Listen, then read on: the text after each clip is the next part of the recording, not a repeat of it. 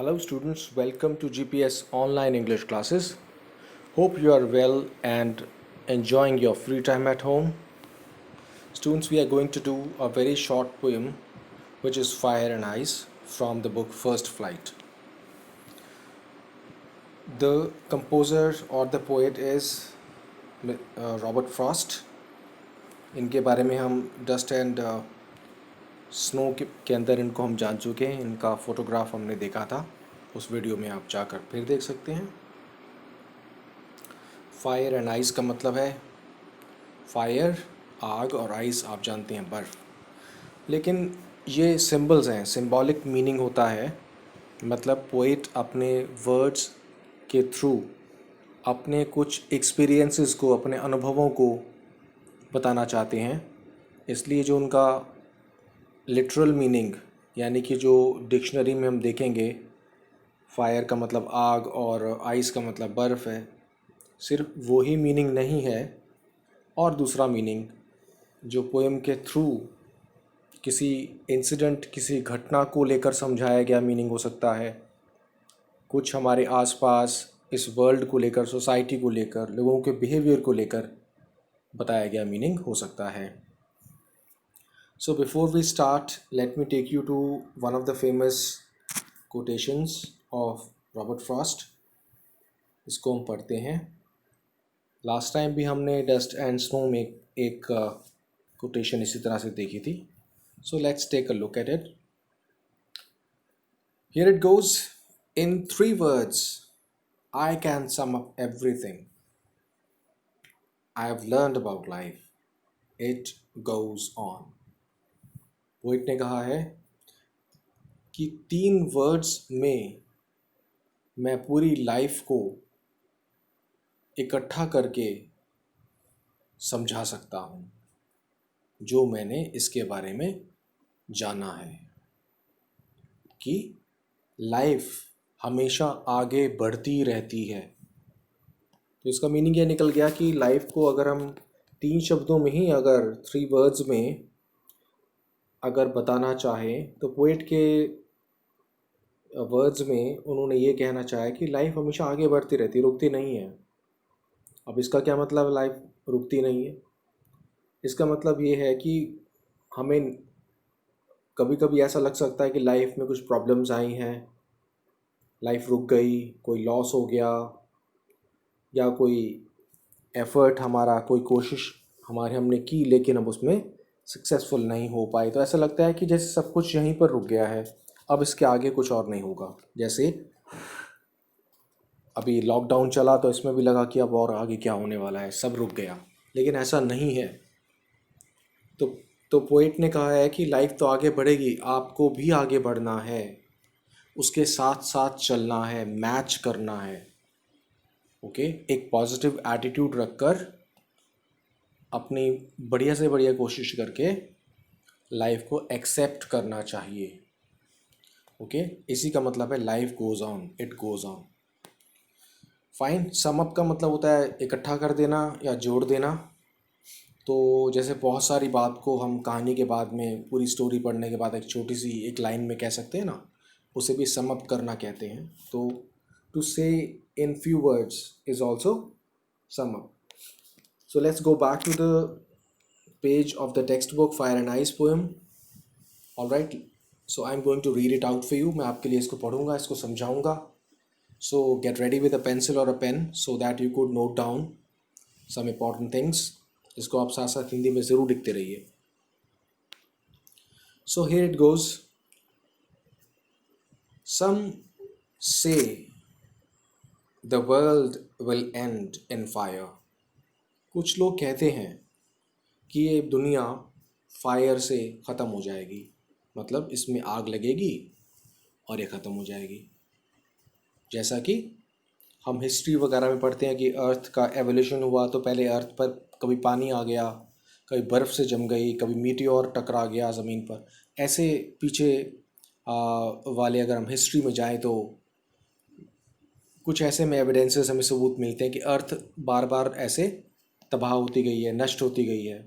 तो उन्होंने कहा है, पोएट ने समझाना चाहा है कि कुछ लोग ऐसा कहते हैं कि जो वर्ल्ड है फायर से ख़त्म हो जाएगा। सम से इन आइस, कुछ लोग कहते हैं कि बर्फ़ जम जाएगी तो तब ये वर्ल्ड पूरा ख़त्म हो जाएगा, दुनिया के सभी लोग मर जाएंगे। ओके, अब उन्होंने क्या कहना चाहा, from what I have tested of desire, कि मेरी जो मन की इच्छा है, जो मेरे मन में बार बार रिपीट होता है, थॉट, ख्याल आता है, I hold with those who favour fire. वो कहने हैं कि मैं उन लोगों के साथ खड़ा हुआ हूँ, मैं उन लोगों को सपोर्ट करता हूँ जो ये कहते हैं कि फायर से पूरा वर्ल्ड एंड हो जाएगा, एंड हो जाएगा। अब यहाँ पर उन्होंने फायर का सिंबॉलिकल या दूसरा मीनिंग, जिसे हम डीपर मीनिंग कहते हैं, वो क्या है? पोएट कहते हैं कि फायर जैसी फीलिंग्स, फायर जैसी इमोशंस, जैसे जेलसी, ओके, या हेट्रेड, जेलसी ईर्ष्या होना, जलना, जलन जिसे हम कहते हैं, हेट्रेड किसी के प्रति नफरत होना, दुर्भावना इल फीलिंग, ओके। तो ऐसी जितनी भी नेगेटिव फीलिंग्स हैं दूसरों को लेकर, वो सब फायर वाली फीलिंग्स को एक्सप्रेस करती हैं। ऑलराइट, कंपटीशन होना, लेकिन उसमें भी नेगेटिव कंपटीशन करना कि इसके मार्क्स कम हो जाए, या यह फेल हो जाए, या ये बच्चा दौड़ में पीछा रह जाए, ये बीमार पड़ जाए तो मेरे फर्स्ट आ जाऊं। ऐसी जितनी भी नेगेटिव फीलिंग्स हैं, कि दूसरे को लॉस होकर खुश होना, फाइन, तो ये जितनी नेगेटिव फीलिंग्स हैं ये फायर जैसी ही इनका असर होता है। तो पोएट कहता है कि अगर ये सारे में लोगों के अंदर नफ़रत नफ़रत फैल जाएगी तो ये वर्ल्ड नफ़रत की वजह से ही ख़त्म हो जाएगा। हेट्रेड, जेलसी, लस्ट, इन सब चीज़ों की वजह से ही ख़त्म हो जाएगा। ओके, मिसट्रस्ट जिसे हम कहते हैं, एक दूसरे के ऊपर विश्वास ना करना, लालच, ग्रीड जिसे हम कहते हैं, ये सब नेगेटिव फीलिंग्स हैं जो फायर वाला असर है। ओके, फायर वाला असर जिसमें होता है, जिसके मन के अंदर हम अगर फील करें तो तो ऐसा लगता है कि जैसे हम जल रहे हों इन फीलिंग्स के आते ही। खुश होने से मन एक अच्छी फीलिंग आती है, ठंडक वाली, इसे मन में कहते हैं। तो पोएट ने कहा है कि मैं उनकी बात, उन लोगों के साथ सहमत हूँ जो कहते हैं कि नफ़रत, लालच, ग्रीड, ट्रस्ट ना होना, ऑलराइट, नफ़रत, ये सब चीज़ें काफ़ी हैं वर्ल्ड को ख़त्म करने के लिए, कि लोग एक दूसरे के साथ लड़कर ही ख़त्म हो जाएंगे। ओके, दूसरी बात, we move to the next second stanza which is also very meaningful. But if it have to perish twice, poet कहते हैं अगर मान लीजिए वर्ल्ड को दो बार ही ख़त्म होना हो, तो perish means to be destroyed, ख़त्म हो जाना, टू बी ruined, ख़त्म हो जाना, नष्ट हो जाना, टू बी डेवेस्टेटेड, ये सारे सिनोनिम्स हैं। Devastated, DEVASTED, ruined, RUINED, destroyed, अब समझते ही हो। ओके, कि ये अगर वर्ल्ड दो बार ख़त्म होना है, मान लीजिए इसको, अगर ऐसा ऑप्शन आए कि दो बार ख़त्म होना है, एक बार तो इल फीलिंग्स, दुर्भावनाओं और इन सब से ख़त्म हो गया, I think I know enough of it, तो वो कहते हैं कि मैं इस बात को बहुत अच्छी तरह से जानता हूँ कि हेट है वर्ल्ड में। जैसे अभी मैंने आपको बताया, हेट किस वजह से, दूसरा पर्सन सक्सेसफुल है या फॉर एनी रीज़न हेट है, हम दूसरे को बर्दाश्त नहीं कर पाते हैं, अच्छी बात, बुरी बात। अगर कोई सक्सेसफुल हो गया था, हमें जलन होने जाती है, हम भी एम्बिशियस, ओवर एम्बिशियस होना चाहते हैं, वैसा ही करना चाहते हैं, और वैसा नहीं कर पाते हैं तो फिर हम दोबारा से जेलस हो जाते हैं, अपने आप को डिस्ट्रॉय कर लेंगे, दूसरे को डिस्ट्रॉय कर लेंगे। तो पोएट कह रहे हैं कि to say that for destruction ice is also great and would suffice, कि अगर दोबारा अगर ये वर्ल्ड ख़त्म होगा तो इसको आइस भी ख़त्म कर सकती है। जैसे फायर को हमने नफ़रत, लालच और दुर्भावना, मन के अंदर जेलसी, इन फीलिंग्स को लिया है, उसी तरह से आइस का भी एक डिफरेंट मीनिंग है। आइस और फायर ऑपोजिट मीनिंग्स आ रहे हैं यहाँ पर। अब देखते हैं आइस का क्या मीनिंग है। आइस का मतलब है इनडिफरेंस, किसी पर्सन को देखकर हम इग्नोर कर दें, उसके लॉस को, उसकी तकलीफ़ को, उसकी परेशानी को देखकर हम पर कोई असर ना होता हो तो उसे कहेंगे आइस। इनडिफरेंट हो जाना, कोई जा रहा था गिर गया, हमने हमें कुछ फ़र्क ही नहीं पड़ा, हमने उसको उठाया ही नहीं, हमने पूछा ही नहीं क्या बात हो गई, हमने हेल्प नहीं की। तो इनडिफरेंट हो जाना कि अगर लोग एक दूसरे के लिए, हम लोगों का व्यवहार बर्ताव रवैया ऐसे हो जाए कि इनडिफरेंट हो जाए, किसी को लॉस हो रहा है, कोई मर रहा है, नुकसान हो रहा है किसी का, हम कर रहे हैं और हमें उसका कोई दर्द परेशानी तकलीफ़ नहीं होती है, तो वो इनडिफरेंस की कैटेगरी में आ जाएगा। ओके, कैलेसनेस कहते हैं इसको, कैलेस हो जाएं, अनकाइंड हो जाएं, कोई फीलिंग ना हो दूसरे के लिए, मन में प्यार और करुणा दया ऐसी कोई फीलिंग ना हो, तरस ना हो, रहम ना आए।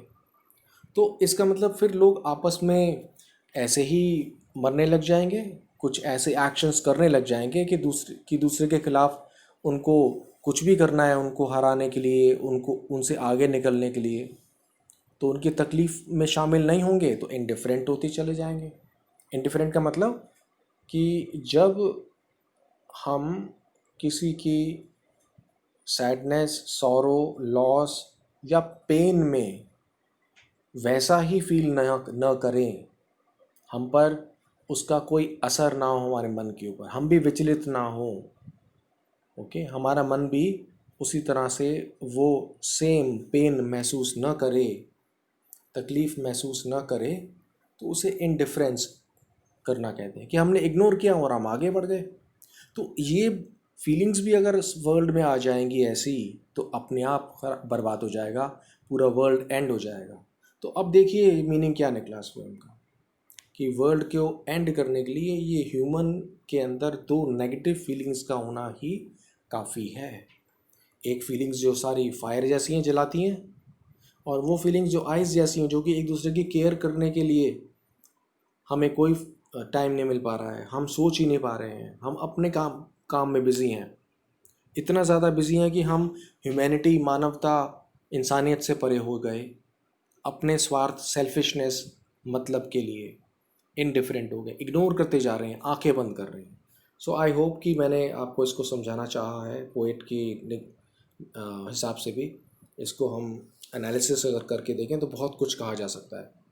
कहने को ये पोएम शॉर्ट है, लेकिन इसका एनालिसिस किया जाए, so in that case the analysis of it or the meaning of it can run into many pages, page भरे जा सकते हैं इसके ऊपर।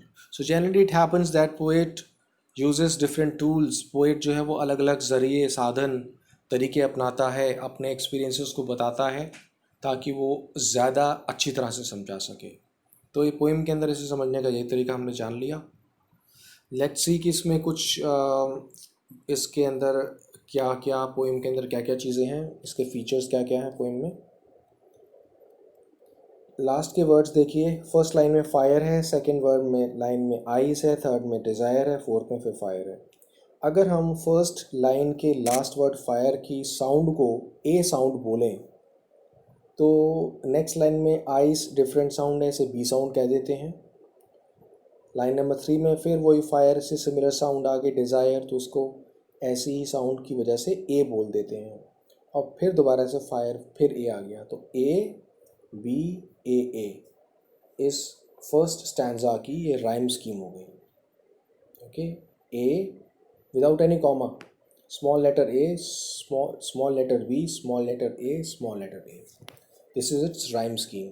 if we move to stanza number 2, let's find out twice a, hate b, eyes फिर a, great c, क्योंकि इसमें नहीं, सॉरी, hate जैसी great है, तो let's start once again, twice a, hate b, eyes a, great b, और फिर eyes a b a b a।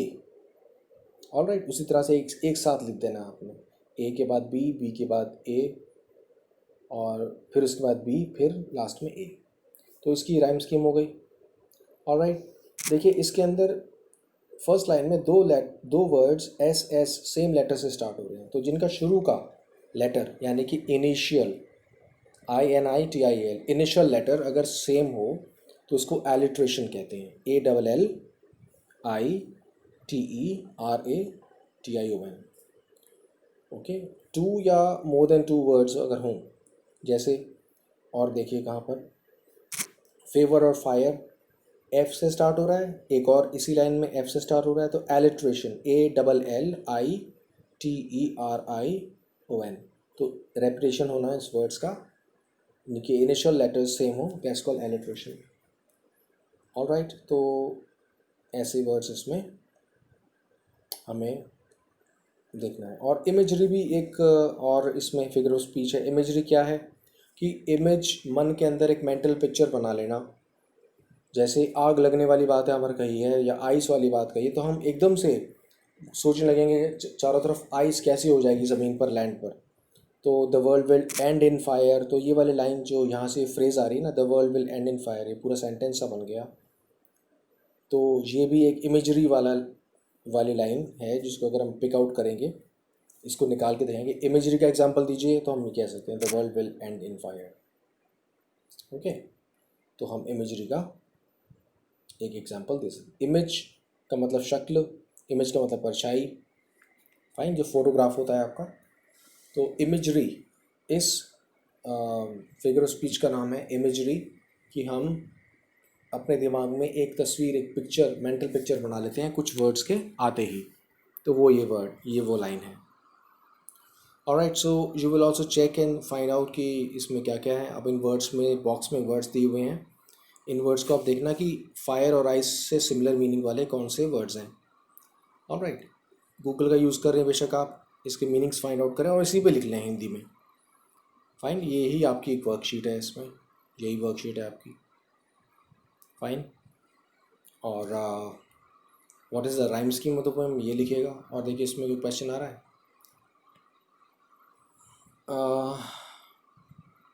ये एक एक्स्ट्रापोलेटिव क्वेश्चन, मतलब एक हाइपोथेटिकल उस पर क्वेश्चन दे दिया है, एक ऐसे ही मानते हुए, इमेजिन करते हुए अगर ऐसा होगा तो कैसे होने वाला है। Just thinking about the poem. बहुत सारे आइडियाज़ हैं, वर्ल्ड कैसे एंड हो सकता है। अगर सन जो है वो बहुत बड़ा हो गया और बर्स्ट कर गया तो, या फिर ज़मीन पर इतनी ठंडक हो गई, बहुत ठंडा हो गया तो क्या होगा। तो ये हाइपोथेटिकल, मतलब ऐसी अंदाज़ा लगाना वाली बातें हो गई हैं। ऑलराइट, तो आपके लिए क्या है होमवर्क आज का, कि आप इन वर्ड्स के मीनिंग्स को ढूंढना है और इस पर ही लिख लेना है बुक के अंदर ही। उसके बाद इनसे मैच करना है। इन वर्ड्स को जो मैंने बताया इनको वहीं लिख लेना आपने। कुछ मीनिंग्स में देखता हूँ उसमें है क्या। पेरिश को मैंने बताया था and to be ruined, ruined मतलब बर्बाद हो जाना। ट्वाइस, दो बार। इनफ का मतलब काफ़ी, ओके, जितना, इनफ का मतलब काफ़ी। सफाइस का मतलब पर्याप्त होना, सफिशेंट का मीनिंग है ये, काफ़ी होना। डिस्ट्रक्शन, बर्बादी, तबाही, ओके। विनाश, जिसके लिए मैं डेवस्टेशन कह रहा था, DEVASTATION, डिस्ट्रक्शन। और डिज़ायर, इच्छा।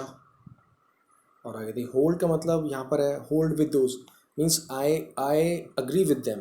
वैसे होल्ड का मतलब पकड़ना होता है, जैसे आप कहते हैं ना होल्ड ऑन, ओके, पकड़ना होता है, रखना भी होता है। My pocket can hold 2 mobile phones, my bag can hold 20 books, ऐसे मेरा बैग इतनी सारी बुक्स रख सकता है। लेकिन यहाँ पर होल्ड विद दोज, तो होल्ड विद का मतलब निकला है कि to agree with someone, okay, कि मैं उनसे अग्री करता हूँ, उनसे उनकी बात पर मैं भी राज़ी हूँ उनके साथ। ऑलराइट, तो ये कुछ वर्ड्स हैं, इनको आप लिख लीजिएगा। So that's it for today. I hope you understand it well. All right, keep smiling, be happy, take care of your health, stay safe. See you later on. Thank you so very much.